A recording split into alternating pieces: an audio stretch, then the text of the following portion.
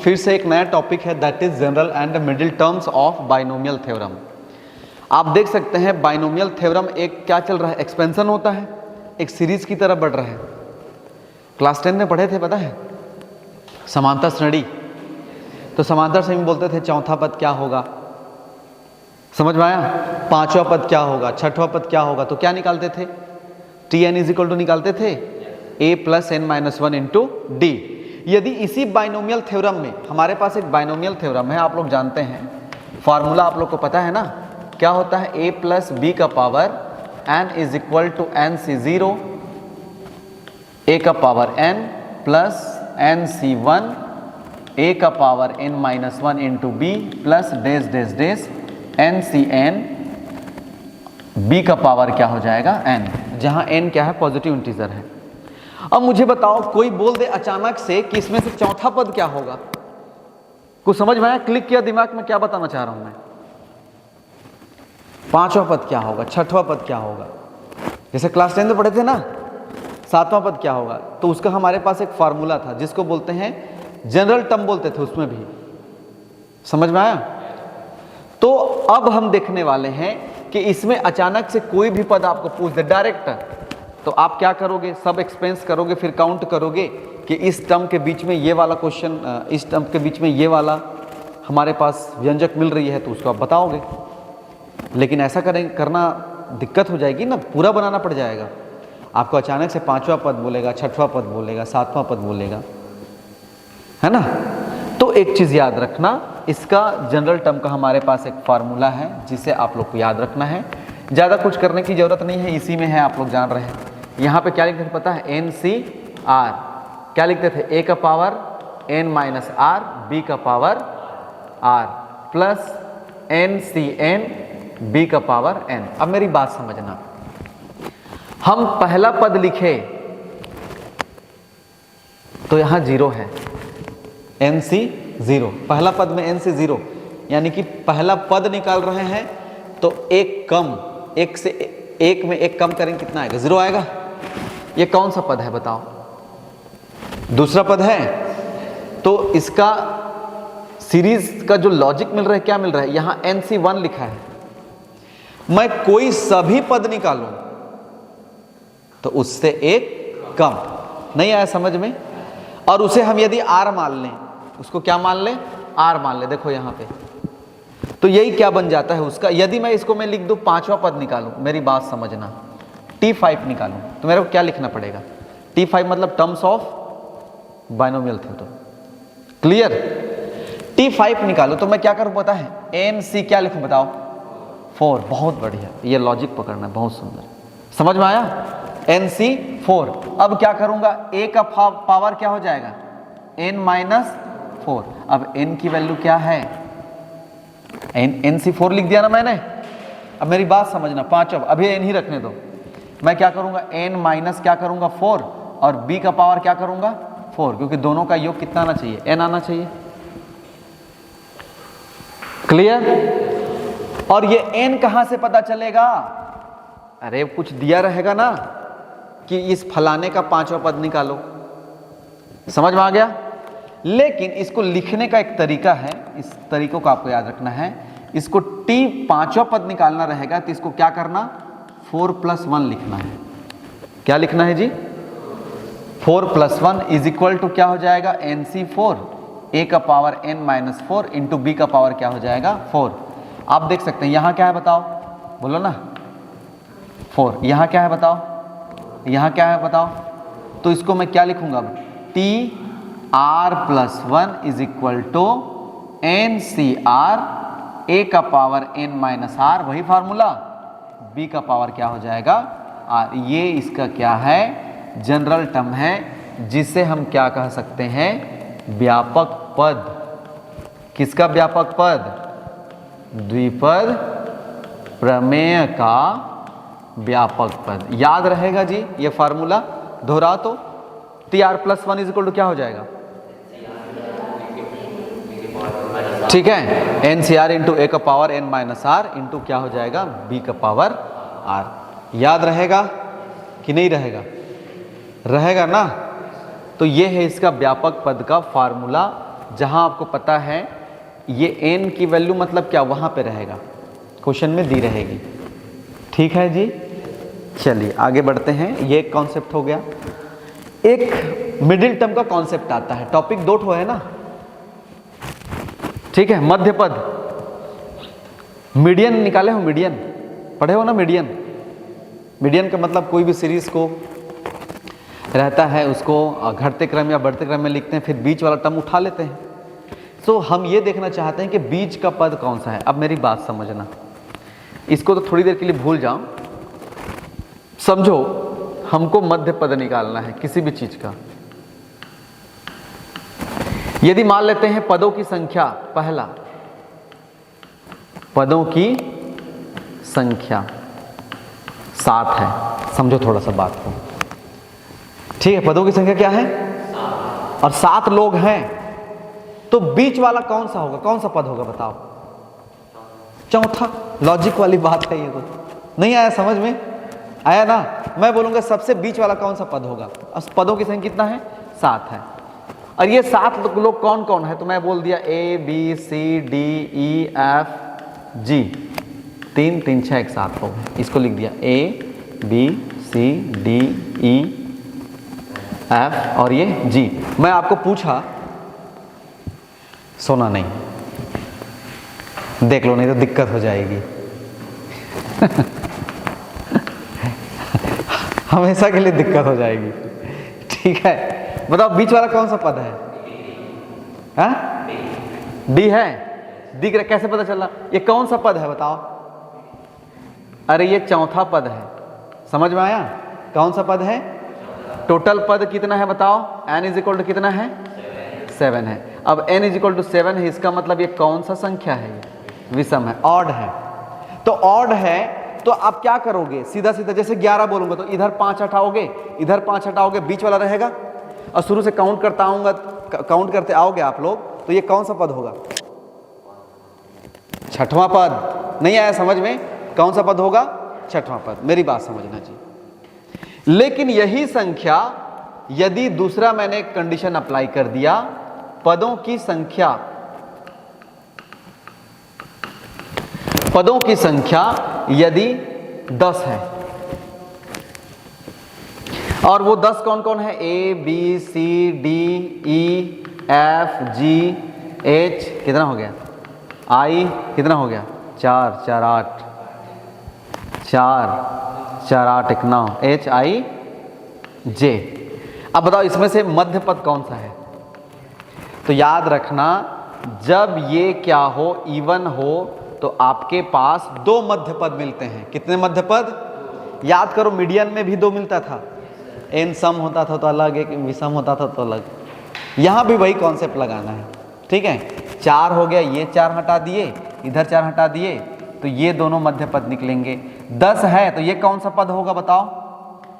5वां पद। और ये कौन सा पद होगा? 6वां पद। यानी कि ये 2 मध्य पद निकलेंगे। तो ये दिमाग में लगाना। कई लोग स्पेशल फार्मूला याद करते हैं, फार्मूला याद करने की जरूरत ही नहीं है। समझ में आया? n विषम है कि सम है, उसी को ध्यान में रखना है। और n मतलब पदों की न की घात। लॉजिक समझो। यहां जो मैंने n लिखा है, यहां यदि मैं पदों की संख्या 7 लिखा है, तो ये जो है, ये मैंने ये वाला n को नहीं लिखा है। ये n पदों की संख्या है क्या? ये तो घात है। पदों की संख्या क्या होता है? n+1, यानी कि टोटल नंबर्स, जितना वो एक्सपेंस हो रहा है। क्लियर? नहीं आया समझ में? तो ये 2 कॉन्सेप्ट दिमाग में रखना है और इससे हम लोग क्वेश्चन बनाएंगे। क्लियर? आपके बुक्स में बहुत सारे फार्मूला दिया हुआ है। n/2 + 1th टर्म जरूरी नहीं है। मैंने आपको कॉन्सेप्ट बता दिया, इवन ऑड का दिमाग में लगाना, कौन सा पद आएगा उस पद को निकाल लेंगे। ठीक है जी? क्वेश्चन सॉल्व करें अब। चलिए, हमने ये वाला भी फार्मूला पढ़ा है, TR+1 = NCR इंटू, ठीक है। क्वेश्चन है हमारे पास, क्या कहता है क्वेश्चन? x - 2y का होल पावर 12 में चौथा पद निकालना है। कौन सा पद निकालना है? चौथा पद निकालना है। इसको देख करके बताओ सॉल्यूशन, ठीक है। इसको देख करके बताइए n इज इक्वल टू कितना है 12। n इज इक्वल टू कितना है कि नहीं? ठीक है। पदों की संख्या यहां पे लिख लो थोड़ा सा, पदों की संख्या बराबर कितना है, कौन सा पद निकालना है, चौथा पद निकालना है ना। पदों की संख्या जिसे ज्ञात करना है, क्या करना है, जिसे ज्ञात करना है, वो कितना है बताओ? 4 है। वो कितना है बताओ? 4 है। हमारे पास एक फार्मूला है T R plus 1 is equal to क्या होगा जी? एन सी आर, एक्स का पावर क्या हो जाएगा? N minus R. अब मुझे बताओ इनटू क्या हो जाएगा? इसको मैंने ए लिखा था और बी का पावर क्या हो जाएगा? आर होगा। T5 निकालना है, T5 निकालना है कि T4 निकालना है? T4 निकालना है। पदों की संख्या जी, यहाँ जो भी रहेगा एक्चुअल में क्या होगा, वो वही n है। यहाँ ये वाला n अलग है, इसीलिए इसको अलग लिख दिया हूँ, इसलिए n नहीं लिख रहा हूँ उसको मैं, समझना बात को, ठीक है जी। 4 टोटल कितना आएगा? T4 इज इक्वल टू क्या हो जाएगा? एन सी आर ही लिखो अभी, इंटू ए का power n minus R into B का पावर r। इसे मैं क्या लिख सकता हूँ? 3 + 1 लिख सकता हूँ। अब यहां से मेरे को पता चल गया r इज इक्वल टू कितना है? 3। नहीं आया समझ में? अब बताओ इज इक्वल टू, अब ये वाला n कौन सा है? यही है।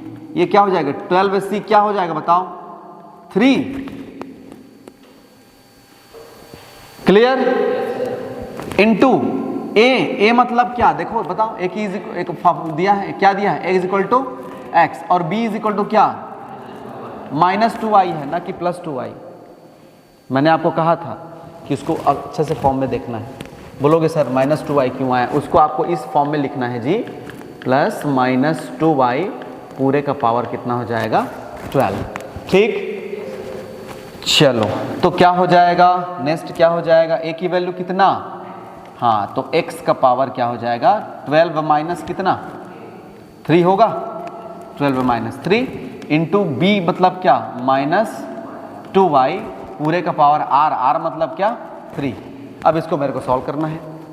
इसका लॉजिक तो आप जान रहे हो, 12 गुणित 11 गुणित क्या? 10 डिवाइडेड बाय क्या हो जाएगा? फैक्टोरियल 3 इंटू क्या हो जाएगा? x का पावर कितना होगा? 9।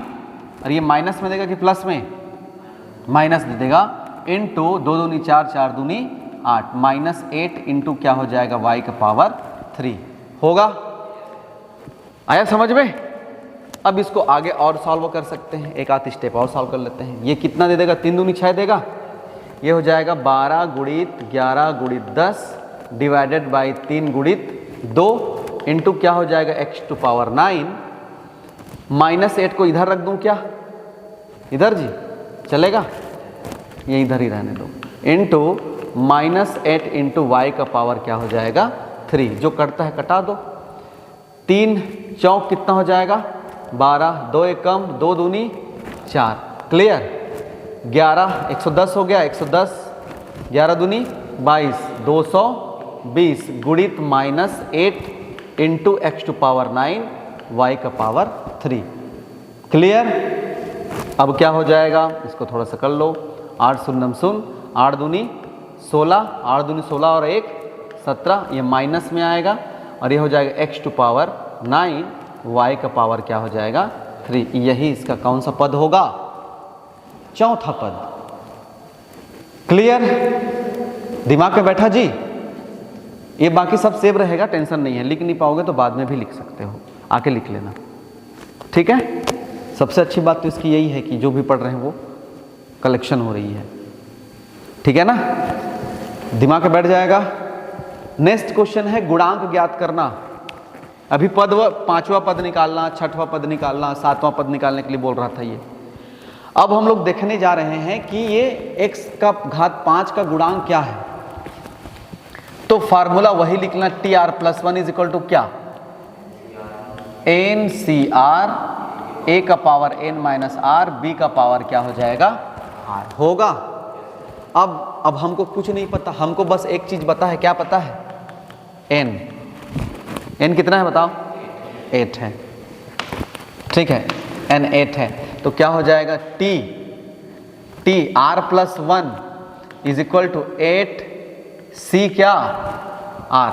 r नहीं पता ना, कोई पद बोलता तब निकालते। a का पावर, अब a की वैल्यू कितना है बताओ जी, x, और b की वैल्यू कितना है 3।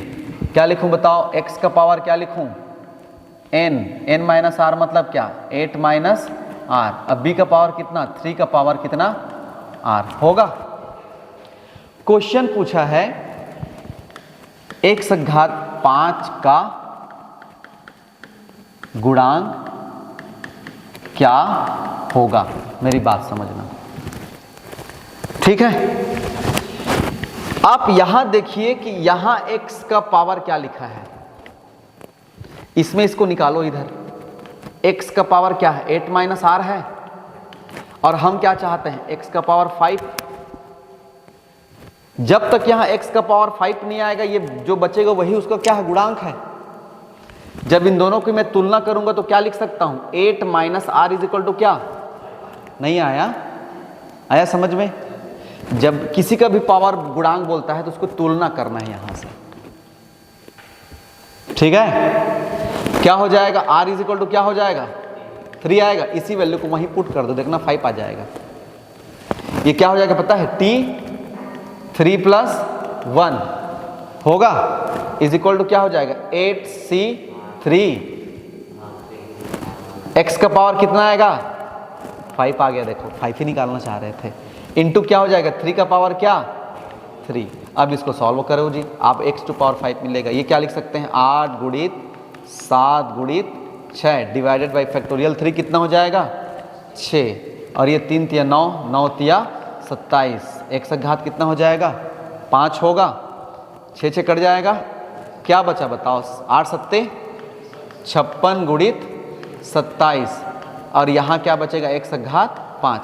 ये क्या है बताओ, यही क्या है इसका गुणांक तो है जी। इसको सॉल्व कर लेना आप लोग, नहीं आया समझ में, ठीक। एक लास्ट क्वेश्चन है, इसको बनाएंगे फिर क्लास ओवर करेंगे, ठीक है। आप लोग का दिक्कत हो जाएगी ना उधर, हाँ नहीं है, टेंशन नहीं है, अभी दिक्कत नहीं है। चलिए जी, मध्य पद निकालने के लिए बोल रहा है, कितना निकालना है मुझे बताओ। अब इसको एन वेन मत लिखो, कंफ्यूजन हो जाएगा, ठीक है। ये अलग तरीका है मेरा। घात कितना है बताओ 7, तो प्रसार की संख्या कितना होगा, प्रसार की संख्या कितना होगा, कैसे पता चला, सूत्र याद है ना। अब टोटल पद कितने हैं बताओ, टोटल पद लिखा है 7, लेकिन पदों की संख्या कितनी है, यही बस दिमाग लगाना है। तो मुझे बताओ वो ये जो लिखा हूं ये क्या है, इवन है कि ऑड है, इवन है, और सम संख्या है, इसका मतलब बीच में 2 ठो मिलेगा। नहीं आया समझ में। तो मुझे बताओ टोटल 8 हैं, तो बीच में कौन कौन सा पद आएगा, चौथा पद, और बस इसका मतलब हमको चौथा पद निकालना है और पांचवा पद। नहीं आया समझ में। और हमको कोई भी पद निकालने का सूत्र पता है, नहीं आया, अरे अभी तो पढ़ रहे थे उसी को, चौथा पद निकालो पांचवा पद निकालो, नहीं आया। तो यहीं पे थोड़ा सा एक लाइन लिख देना, इसीलिए इसको मैं ना संकेत से नहीं लिखा हूँ। आप बुक में देखोगे तो n+2 दिन समझ गए, पूरा चार्ट बना डालेगा वो, ठीक है ना। आप बस 2 चीज में फोकस करना, घात और प्रसार की संख्या, डन। तो यहां पे चूंकि प्रसार की संख्या क्या है, प्रसार की संख्या सम है, और सम मतलब कितना है वो 8 है, तो यहां कितने मध्य पद मिलेंगे, 2 मध्य पद मिलेंगे। समझ में आया जी, कितने मध्य पद मिलेंगे, 2 मध्य पद। और वो दोनों मध्य पद कौन कौन सा होगा बताएंगे, T4 और T5। नहीं आया समझ में। अब मैं T5 को झट से निकाल लूंगा, मैं देखना T4 लिखूंगा, जिसको क्या लिख सकता हूं T4 क्या लिखूंगा 3 + 1, चूंकि हमारे पास एक फार्मूला है TR+1 = NCR, A का पावर n-r, B का पावर r। नहीं आया जी समझ में। हमारे पास इसका मतलब 2 आंसर होंगे, टी आर प्लस वन यानी कि T3+1 इज इक्वल टू क्या, n। अब n ये है ना, 8 मत रख देना जोश में इसीलिए मैं लिख नहीं रहा हूं, ज्यादा n में दिक्कत हो जाएगी। n क्या है बताओ, देख के बताओ। 7c क्या लिखेंगे 3। a क्या है बताओ जी, 3 है, इधर देखो। a क्या है 3 और b क्या है -x³ डिवाइडेड बाय 6 का पावर क्या n minus R. n minus R मतलब क्या 7 - 3 और b क्या है -x³ डिवाइडेड बाय 6 का पावर क्या 3। ठीक है, इसको आप सॉल्व करेंगे, मैं क्वेश्चन मार्क कर देता हूं। जल्दीबाजी रहेगा, टाइम होते रहेगा तो कम से कम इतना सॉल्व कर देना, ज़्यादा नंबर नहीं कटेगा। अब इसको कैलकुलेट करना है ना बाकी, ठीक है। इसी तरीके से T5 क्या हो जाएगा बताओ, T4+1 7c4 3 का पावर 7 - 4 -x³ डिवाइडेड बाय 6 का पावर क्या हो जाएगा 4। इसको भी आपको कैलकुलेट करना है, जो भी आएगा वही उसका क्या हो जाएगा, मिडिल टर्म्स हो जाएंगे। समझ में आया जी। यही यदि ऑड होता तो कितने मिडिल टर्म्स मिलते, 1 मिलता। क्लियर। तो चलिए ये आपका है होमवर्क।